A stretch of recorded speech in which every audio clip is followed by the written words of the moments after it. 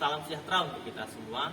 Perkenalkan, saya Oluan Deni Saputra Sitorus, mahasiswa Politeknik LPP Yogyakarta, jurusan Teknik Kimia. Di sini saya akan menjelaskan proses produksi minyak CPO menjadi minyak goreng. Baiklah, langsung kita simak video berikut. Proses pengolahan minyak CPO menjadi minyak goreng dilakukan di PT Citra Borneo Utama, Saya Tempene, Pangkalan Bun, Kalimantan Tengah. CPO yang datang ke kilang pabrik didatangkan menggunakan dua, yaitu melalui jalur darat dan jalur laut. Jalur darat itu menggunakan tangki, sedangkan jalur laut itu menggunakan ponton. Untuk jalur darat datang masuknya bahan baku, yaitu ditimbang terlebih dahulu, sedangkan untuk melalui ponton pengukurannya menggunakan sistem sounding. Selanjutnya, proses pengolahan minyak CPO menjadi minyak goreng terlebih dahulu dilakukan proses refinery dan fraksinasi. Pengertian refinery. Refinery adalah proses untuk memurnikan minyak sawit mentah CPO dari kontaminan seperti getah, partikel pengotor yang ada pada minyak, dan menurunkan kadar asam lemak bebas dari minyak sawit sesuai spesifikasi yang diinginkan. Hasil dari refinery adalah RBDPO, Refined Bleached Deodorized Palm Oil, dan produk samping adalah Palm Fatty Acid Distillate atau PFAD. Lanjutan dari proses refinery adalah memisahkan fraksi cair dan fraksi padat. Proses ini dinamakan dengan fraksinasi. Fraksinasi yaitu pemisahan fraksi padat, yaitu stearin, dan fraksi cair, yaitu olen, dari RBDPO yang diproduksi melalui refinery proses.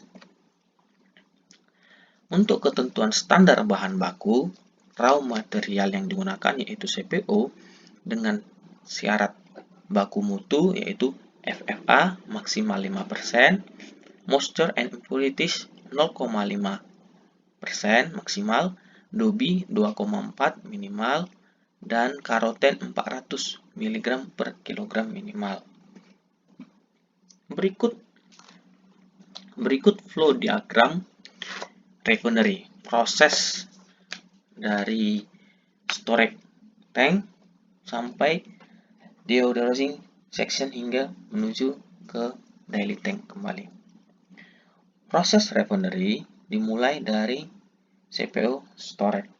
Proses refinery dimulai dengan section degumming, diawali dengan minyak CPO yang berada pada CPO storage atau daily tank, dipompakan dengan pompa sentrifugal yang berada dengan angka pompa sentrifugal 301A dan B menuju bucket strainer 301.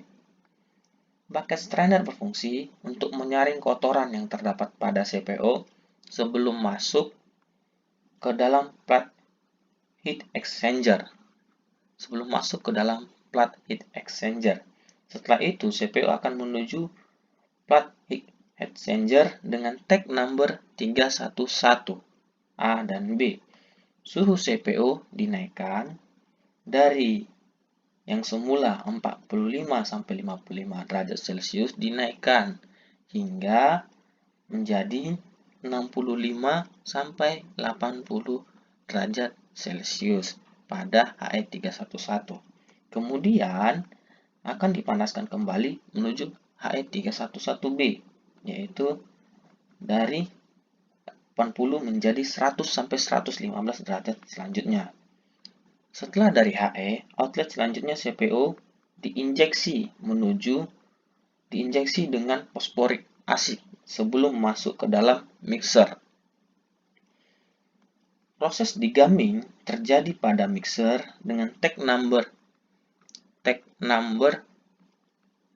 mixer 311.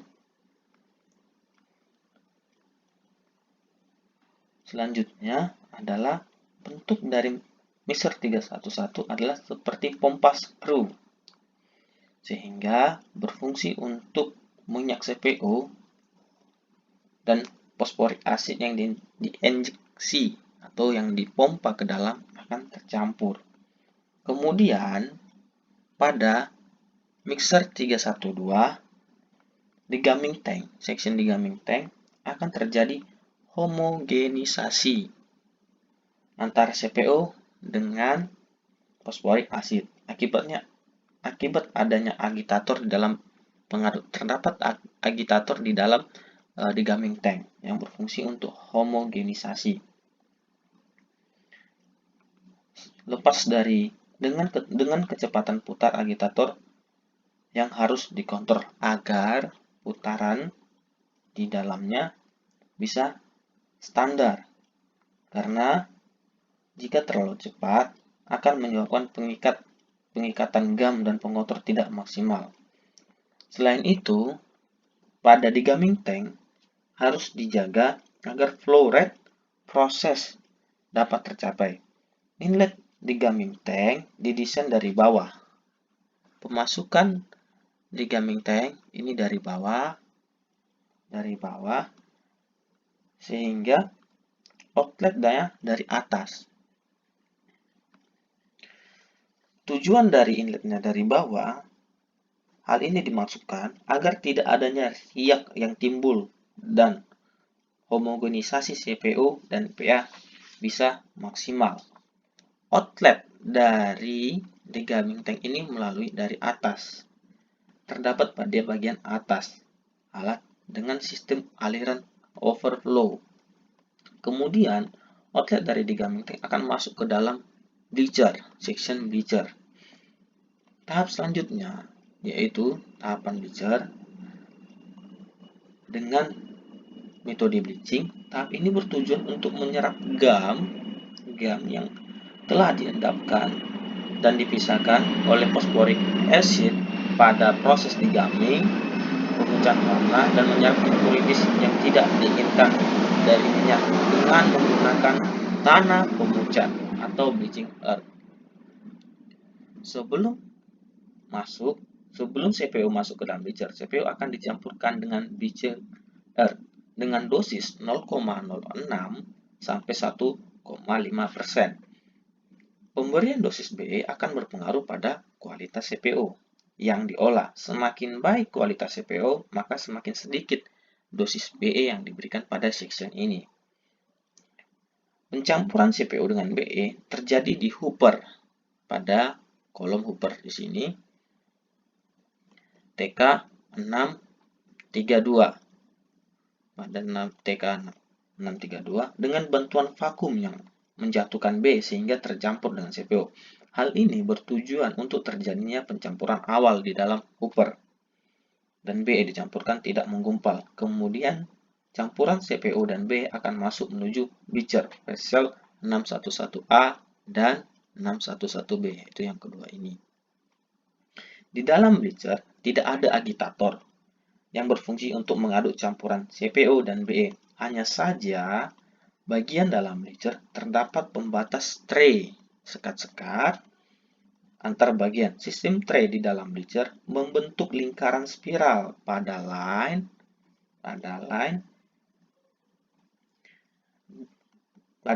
tersebut terdapat sparging steam yang memaksimalkan pengadukan. Tekanan sparging steam sebesar 1-2 bar. Tekanan sparging dapat diatur sesuai dengan kebutuhan pada saat proses di pabrik. Sistem aliran pada bleacher adalah overflow. Jadi ketika dia masuknya melalui sistem overflow. Pada bleacher tank, tekanan sparging harus dijaga. Tekanan sparging di dalam bleacher harus dijaga. Pada tray bagian atas diberikan tekanan sparging yang kecil. Dan semakin ke bawah maka tekanan sparging akan semakin besar. Hal ini bertujuan untuk agar minyak tidak terikut oleh sistem vakum pada tray bagian atas dan mencegah terjadinya endapan BE pada tray yang paling bawah. Sistem vakum pada bleacher juga menjadi hal yang kritikal karena jika tekanan vakum yang diberikan terlalu tinggi akan mengakibatkan minyak terikut oleh sistem vakum sehingga minyak akan terikat oleh sistem vakum dan jatuh ke hot well, tempat penampungan minyak yang mengandung air, sehingga perlu pengawasan yang tepat. Setelah itu, proses bleaching di 611A, aliran minyak akan menuju ke 611B. Pada 611B ini, kemudian menuju hanya sebagai penampung sementara. Kemudian akan menuju ke outlet BPO.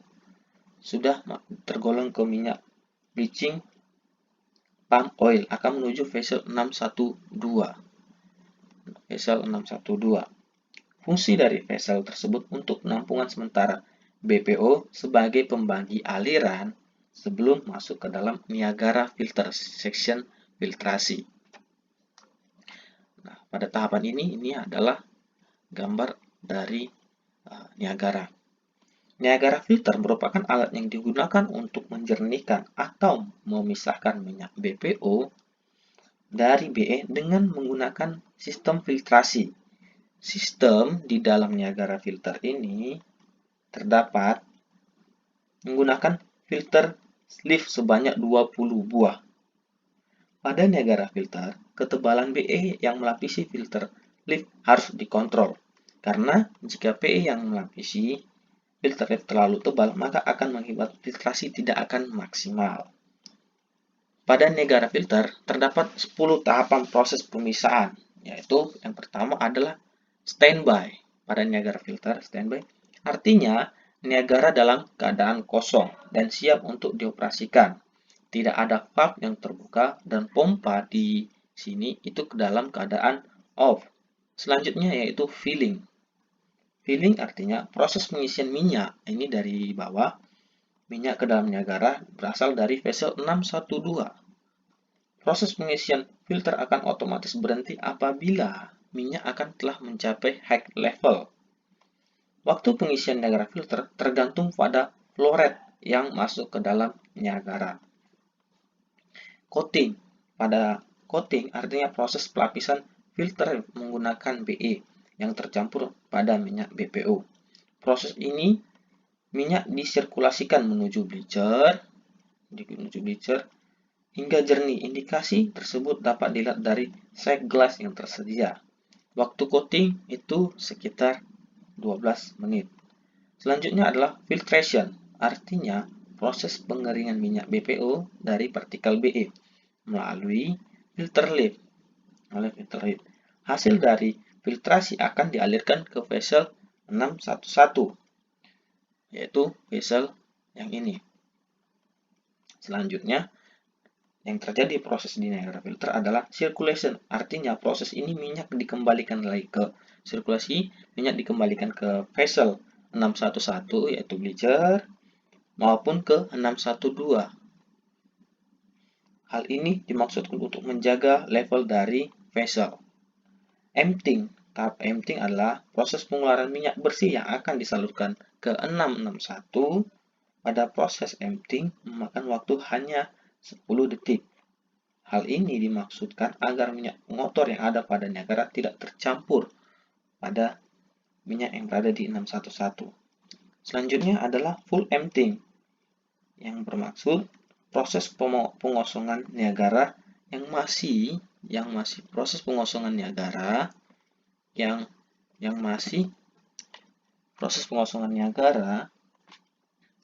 yang masih berisi minyak kotor. Setelah full emptying ada proses cake drying.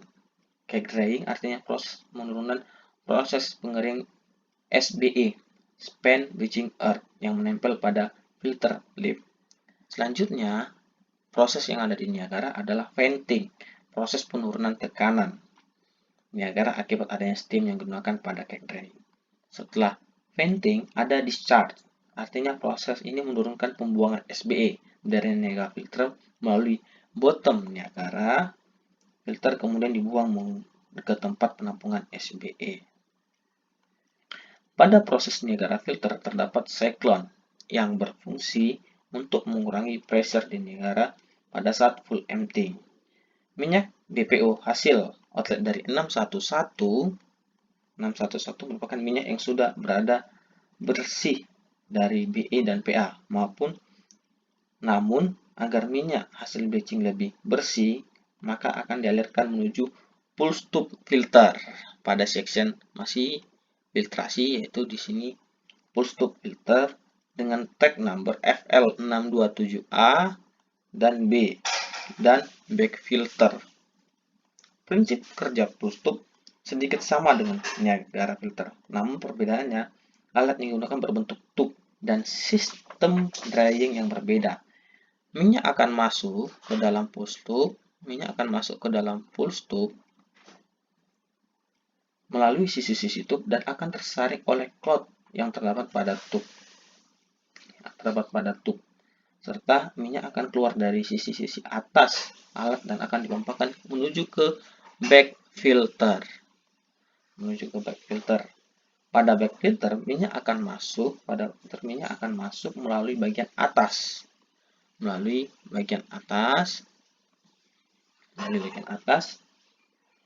Sehingga minyak akan masuk ke dalam bag atau kantong yang terdapat pada back filter dan menyaring kotoran yang terdapat pada BPO. Selanjutnya, setelah BPO menjadi bersih, akan masuk menuju deaerator. Pada deaerator, selanjutnya yang berfungsi untuk penampungan sementara. Setelah melewati deaerator, maka akan menuju proses section deodorasi. Namun, pada saat proses menuju deodorasi, minyak akan dipanaskan terlebih dahulu dengan heat exchanger. Heat exchanger di sini, minyak yang semula ranknya 110 dipanaskan 115 hingga 110 sampai 130. Selanjutnya, minyak akan menuju HE721A. Crossing pada 721A dengan RBDPO. Untuk dinaikkan suhu BPO dari 130 menjadi 155 hingga 170 derajat Celcius. Selanjutnya akan dinaikkan kembali suhunya dalam pertukaran panas dengan RBDPO hingga mencapai suhu sekitar 200 sampai 230 pada HE721B di atasnya. Pada HE721B. Setelah bertukar panas di seal and tube exchanger, minyak BPO akan dialirkan menuju final heater. Yang mana media pemanas menggunakan steam. Steam di sini menggunakan high pressure boiler. Suhunya yang ingin dicapai yaitu dengan rank 260 derajat Celcius. Setelah dari final heater, BPO dilanjutkan menuju ke kolom press stripper.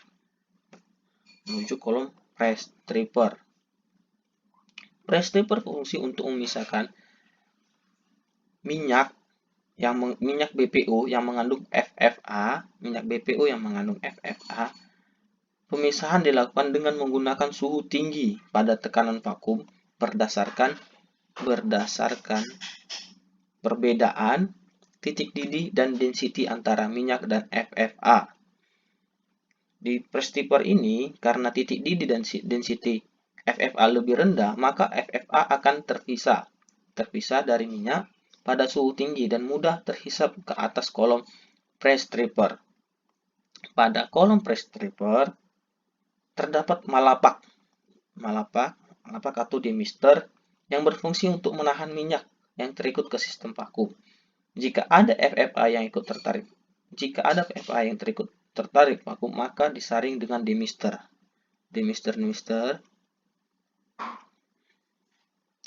dan disirkulasikan produk FFA supaya menjadi produk yang tidak mengganggu sistem vakum. Untuk produk FFA ini selanjutnya dipisahkan di vessel 751.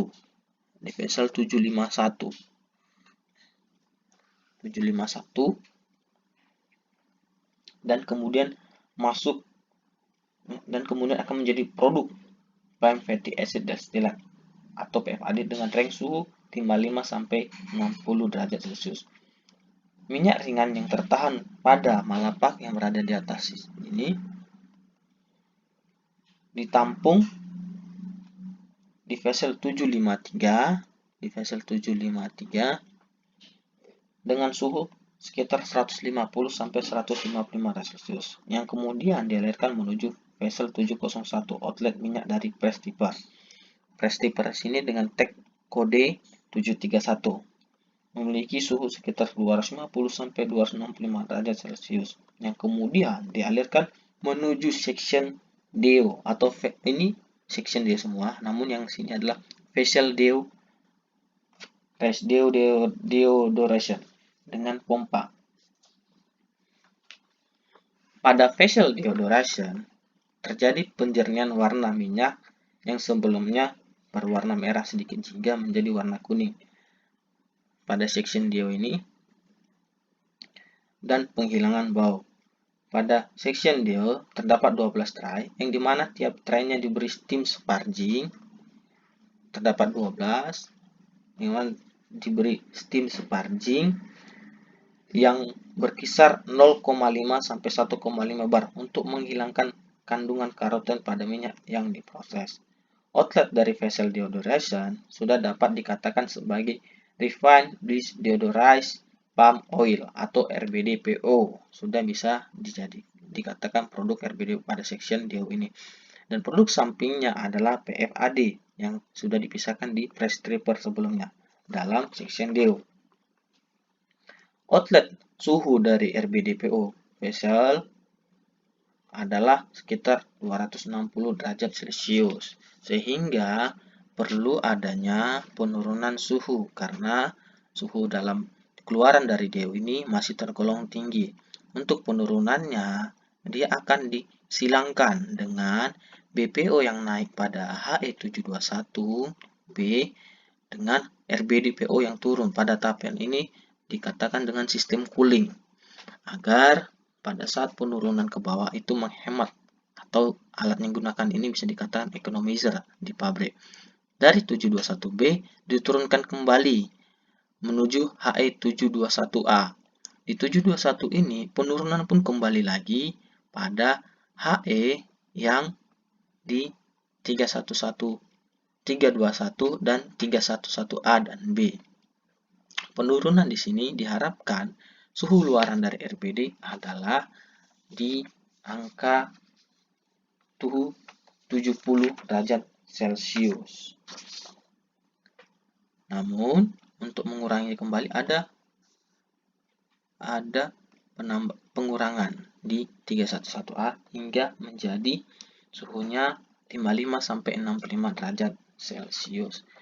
Setelah dari proses pendinginan, RBDPO akan dikirim kembali menuju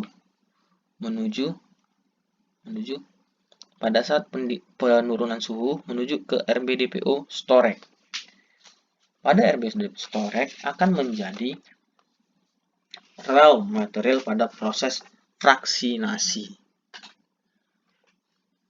Proses fraksinasi terbagi menjadi dua. Untuk kualitas minyak dari RBDPO adalah dengan ketentuan yang diambil dari Departemen KISE, yaitu FFA 0,05% maksimal, Col 2,3 R maksimal, Moisture and Impurities 0,03% maksimal. Berikut flow diagram dari fraksinasi. Yang ini adalah tahap dari crystallizer, section crystallizer, dan ini adalah tahap filtrasi. Berikut animasi dari proses kristalisasi. Terdapat beberapa tahapan dalam proses kristalisasi. Pertama, RBDPO menjadi raw material.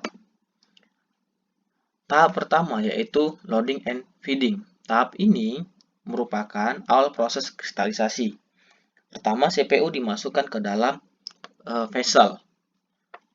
Suhu awal yang masuk ke dalam kristalizer adalah 65-70 derajat Celcius. Tujuannya agar semua kristal yang masih terdapat dalam kristalizer dapat melting. Di dalam kristalizer juga dilakukan agitasi. Agitasi yaitu agitator yang berputar. Tujuannya agar suhu minyak dapat homogen selama pengisian dan saat proses kristalisasi berlangsung, agitasi tetap dilakukan. Tahap selanjutnya adalah phase cooling. Tujuan dari phase cooling adalah untuk menurunkan suhu RBDPO sampai mencapai suhu pembentukan inti kristal. Pada tahap ini digunakan air yang berasal dari cooling tower sebagai media pendinginnya dan sebagai dengan suhu sekitar 29-32 derajat Celcius yang dialirkan keadaan coil ke dalam coil yang terdapat pada crystallizer dengan menggunakan pompa PU151. Selanjutnya adalah slow cooling. Fase ini merupakan fase pembentukan kristal. Fase ini memerlukan pengawasan yang ekstra agar tidak menjadi bubur atau kristal pecah. Pada fase ini terjadi penggantian air cooling tower menjadi menggunakan air chiller yang memiliki temperatur lebih rendah sekitar 6-10 derajat Celcius. Air chiller dimasukkan ke dalam coil dengan menggunakan pompa. Tahap selanjutnya adalah end cooling.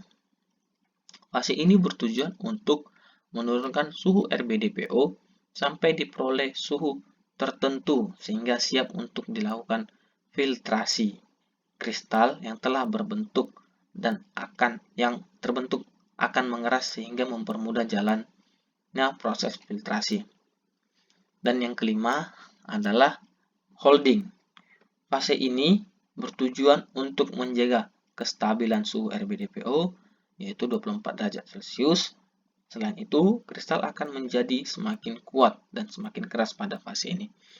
Dan yang terakhir adalah drain, proses pengosongan, yaitu pengisian menuju untuk difiltrasi. Pada prinsipnya, semakin tinggi IV RBD olein yang diinginkan, maka CP atau cloud point akan semakin rendah, serta pemisahan RBD olein dan RBD stearin akan semakin maksimal karena proses kristalisasinya akan lebih lama. Selama proses kristalisasi, minyak akan dipompakan dengan pompa Nemo, yaitu menuju proses filtrasi. Proses filtrasi adalah proses pemisahan dua fraksi, yaitu fraksi cair dan fraksi padat. Untuk fraksi cairnya adalah fraksi olein dan fraksi padatnya adalah stearin. Ada beberapa fraksi pada proses filtrasi dilakukan dengan menggunakan filter press. Keseluruhan alat ini dinamakan dengan alat filter press. Ada beberapa tahapan dalam proses filtrasi, yaitu yang pertama adalah filtering, squeezing, blowing, open, dan close filter. Pertama yang dilakukan adalah closing hidrolik. Selanjutnya adalah filling, pemasukan minyak RBD yang telah dari proses kristalisasi. Tahapan filtering yaitu dimulai ditekannya plat yang terdapat pada filter press dengan menggunakan pompa hidrolik dengan tekanan sekitar 250 bar. Kemudian, load RBDPO kristal ke dalam filter press untuk kemudian dipisahkan menjadi dua fase, yaitu fraksi cair dan fraksi padat, olein dan stearin. Stearin yang terperangkap di dalam ruang-ruang di antara plate membran filter dan plate chamber yang terdapat pada filter flash ini dikarenakan adanya media penyaring berupa filter cloth yang terpasang pada plat membran. Filter kemudian olein akan lolos dari filter cloth yang dialirkan ke olein tank. Tahap selanjutnya adalah squeezing. Squeezing adalah proses pengepresan kristal RBDPO dengan bantuan udara yang bertekanan. Dalam proses squeezing terjadi penggembungan plat membran filter oleh udara dan plat membran filter yang menggembung tersebut akan ditahan oleh plat chamber. Tujuan untuk menyaring RBD olein yang masih tertinggal dalam kristal. Kristal stearin yang tertahan pada permukaan filter cloth akan menjadi cake masuk ke dalam melting tank. Selanjutnya adalah core blow atau blowing, merupakan proses pembersihan jalur dari feed kristal RBD PO dengan cara meniupkan udara yang bertekanan menggunakan air kompresor sehingga sisa kristal akan masuk ke tank cyclone menggunakan pompa PU dan kemudian dialirkan kembali ke tangki RBD PO agar diproses menjadi fraksinasi plant. Tahap selanjutnya adalah drying olein dan shifting release. Pada tahap ini dilakukan pada tahap ini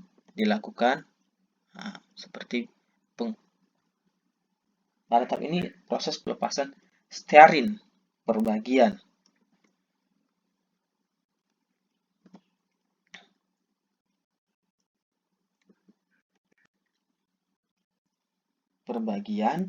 Pada tahap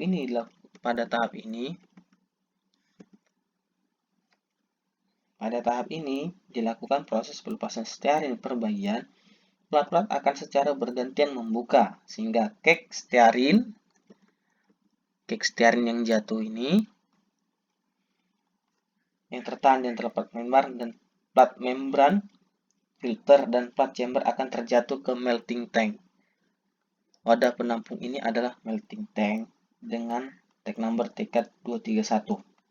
Stearin yang masuk pada melting tank akan dicairkan dengan steam coil yang terdapat pada melting tank dengan suhu 70 derajat Celcius. Setelah stearin terlepas dari semua plat, maka plat akan menutup kembali dan siap untuk proses selanjutnya. Setelah proses filtrasi dilakukan, RBD olein dan akan masuk ke dalam proses penyimpanan.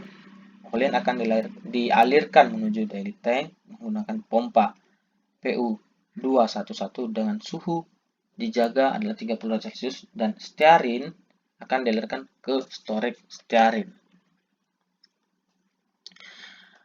Quality minyak yang berada di PT Citra Borneo Utama melalui Departemen KISE, yaitu IV-nya 56, crude point-nya 10 derajat Celcius maksimal, dan untuk kadar CO-nya itu 2,7 maksimal.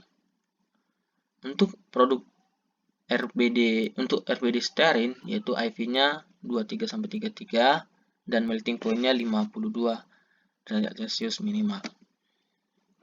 Utilitas untuk air yang digunakan berasal dari air Sungai Natai yang telah diolah terlebih dahulu dengan proses RO, reverse osmosis hingga menjadi air dingin. Setelah itu, untuk penyediaan steam dan umpan boiler itu berasal dari power plant yang terdapat dengan 2 boiler dan 2 turbin. Kapasitas boiler 64 ton, boiler menghasilkan steam saturated dan steam superheated. Laboratorium untuk analisa FFA untuk mengetahui kandungan ALB, dan semakin tinggi nilai FFA maka kualitas minyak semakin rendah. Selanjutnya adalah analisa iodine value untuk mengetahui seberapa besar derajat ketidakjenuhan dari minyak. Selanjutnya adalah analisa color bertujuan untuk mengetahui warna dari minyak. Analisa crude point yaitu untuk mengetahui temperatur terbentuknya kristal stearin yang menyebabkan minyak menjadi keruh. Selanjutnya adalah analisa moisture and impurities atau kadar pengotor dan kadar air dalam minyak. Semakin rendah kadar air dan pengotor, maka semakin rendah kadar air dan kotoran, maka semakin baik kualitas minyak. Selanjutnya adalah analisa PV. Bertujuan untuk mengetahui seberapa besar tingkat oksidasi pada minyak tak jenuh yang disebabkan oleh udara. Selanjutnya ada analisa Dobie, Deterioration of Bleachability Index. Dobie merupakan derajat kepucatan minyak sawit mentah. Selanjutnya adalah analisa karoten, bertujuan untuk mengetahui kandungan total karoten dari CPO. Selanjutnya ada penanganan limbah. Limbah padat berupa spent regen earth akan dikumpulkan pada tempat penampungan. Selanjutnya, limbah cair berupa fatty matter yang akan ditampung di hot well dan akan dijual ke pihak lain. Terima kasih untuk pemaparan proses produksi minyak CPO. Demikianlah video proses produksi minyak CPO menjadi minyak goreng. Kiranya bermanfaat untuk kita semua. Sekian dan terima kasih.